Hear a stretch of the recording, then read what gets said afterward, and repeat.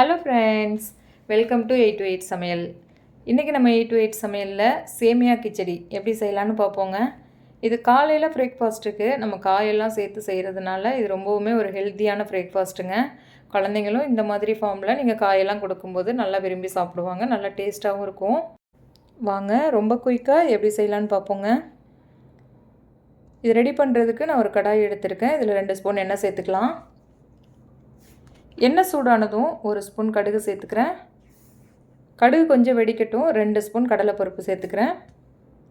1 spoon உளுந்தம்பருப்பு சேர்த்துக்கிறேன். சேர்த்துட்டு இதை ஒரு தடவை நல்லா கலந்து விட்டுக்கலாம். கொஞ்சம் பருப்பு எல்லாமே சேர்ந்து செவந்து வரட்டும். இது கூட ஒரு 10-15 போல் முந்திரி பருப்பு எடுத்துருக்கேன், அதையும் சேர்த்துக்குவோம். சேர்த்துட்டு நல்லா கலந்துக்கோங்க. இப்போ இதில் 2 பச்சை மிளகாய், ஒரு கொத்து கருவேப்பிலை எடுத்துருக்கேன், அதையும் சேர்த்துக்கலாம். இப்போ இது கூட ஒரு பெரிய வெங்காயத்தை பொடுசாக கட் பண்ணி வச்சுருக்கேன், அதையும் சேர்த்துக்குவோம். சேர்த்துட்டு நல்லா கலந்து விட்டுக்கலாம். வெங்காயம் ரொம்ப பொன்னிறமாக வதங்க தேவையில்லை, கொஞ்சம் கண்ணாடி பதத்துக்கு இருந்தாலே கரெக்டாக இருக்குங்க. இப்போ நம்ம கட் பண்ணி வச்சுருக்க காயெல்லாம் சேர்த்துக்கலாம். 1 கப் பீன்ஸ், 1 கப் பட்டாணி, 1 கப் கேரட் கட் பண்ணி வச்சுருக்கேன். சேர்த்துட்டு நல்லா ஒரு தடவை மிக்ஸ் பண்ணி விட்டுக்கலாம். இப்போ இந்த காய்க்கு தேவையான அளவு கொஞ்சமாக உப்பு சேர்த்துக்கிறேன். சேர்த்துட்டு இந்த எண்ணெயிலேயே ஒரு 2-3 நிமிஷம் இந்த மாதிரி நல்லா வதக்கிக்கோங்க ஹை ஃப்ளேமில். இப்போ நம்ம இதுக்கு தேவையான அளவு தண்ணி சேர்த்துடலாம். தண்ணியோட அளவு பார்த்திங்கன்னா நம்ம எவ்வளோ காய் எடுத்துருக்கோமோ அந்த காய் மூழ்கிற அளவுக்கு நம்ம தண்ணி சேர்த்துக்கணுங்க. அதுதான் இதோட அளவு. நம்ம காய் ஒரு சிலர் அதிகமாக எடுத்திருப்போம், கம்மியாக எடுத்திருப்போம். நம்மளை கரெக்டான அளவுன்னு பார்த்திங்கன்னா காய் மூழ்கிற அளவுக்கு எடுத்தோன்னா தான் அது கரெக்டாக இருக்கும். இப்போ இதில் 1 ஸ்பூன் மஞ்சள் தூள் சேர்த்துக்குவோம். சேர்த்துட்டு நம்ம நல்லா கலந்து விட்டுட்டு மூடி போட்டு காயெல்லாம் நல்லா வேகட்டும். தண்ணி நல்லா கொதித்து வரட்டுங்க.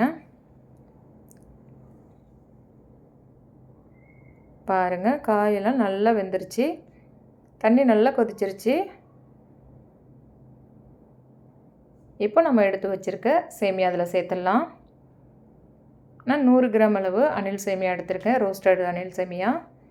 இப்போது நம்ம ஃபுல்லாக இதில் சேர்த்துடலாம். சேர்த்துட்டு நல்லா கலந்து விட்டுக்குவோம்.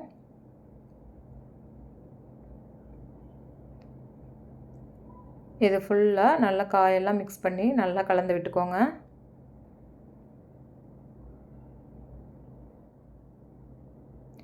கலந்து விட்டுட்டு இப்போ அதுக்கு மூடி போட்டு ஒரு 5-7 நிமிஷம் அடுப்பை மீடியம் ஃப்ளேமில் வச்சு நல்லா வேக வச்சுக்கலாம். பாருங்கள், எனக்கு ரெடி ஆகிறதுக்கு ஒரு 5 நிமிஷம் தாங்க ஆணுச்சு. தண்ணியோட அளவுகள்லாம் நமக்கு சேர்த்தது கரெக்டாக இருக்குது. நல்லா உதிரி உதிரியாக ரொம்ப சூப்பராக ரெடி ஆகிடுச்சு பாருங்கள். உங்களுக்கு தேவைப்பட்டால் இந்த ஸ்டேஜில் நீங்கள் 1 ஸ்பூன் நெய் சேர்த்துக்கலாம். சேர்த்துட்டு சர்வ் பண்ணிங்க அப்படின்னா ரொம்ப சூப்பராக இருக்குங்க. இது காலையில் பிரேக்ஃபாஸ்ட்டுக்கு நம்ம காயெல்லாம் சேர்த்து கொடுக்கும்போது இது ரொம்பவுமே ஹெல்த்தியான ஒரு ஃபுட்டாக இருக்கும். ரொம்ப டேஸ்ட்டாகவும் இருக்கும், குழந்தைங்க கூட ரொம்ப விரும்பி சாப்பிடுவாங்க. இந்த சேமியா கிச்சடிக்கு ரொம்ப சூப்பரான காம்பினேஷன் தேங்காய் சட்னிங்க. தேங்காய் சட்னி கூட சாப்பிடும்போது ரொம்ப டேஸ்ட்டாக இருக்கும். நீங்களும் ட்ரை பண்ணி பாருங்கள். உங்களோட அனுபவத்தை என் கூட கமெண்ட்டில் ஷேர் பண்ணுங்கள். இந்த வீடியோ உங்களுக்கு பிடிச்சிருந்தா 8 to 8 சமையலுக்கு லைக் பண்ணுங்கள். உங்கள் உறவுகளுக்கும் நண்பர்களுக்கும் ஷேர் பண்ணுங்கள்.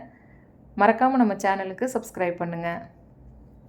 பக்கத்தில் இருக்க பெல் ஐக்கானையும் கிளிக் பண்ணுங்கள். அப்போ தான் நம்மளோட வீடியோ உங்களுக்கு உடனே கிடைக்கும்.